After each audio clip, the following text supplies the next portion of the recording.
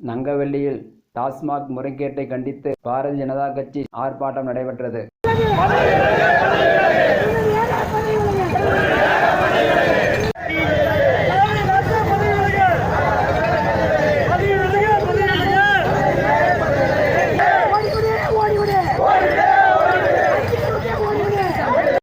நங்கவள்ளியில் டாஸ்மாக் முறைகேட்டை கண்டித்து பாரதிய ஜனதா கட்சி சேலம் மேற்கு மாவட்ட தலைவர் திரு ஹரிராமன் தலைமையில் ஆர்ப்பாட்டம் நடைபெற்றது.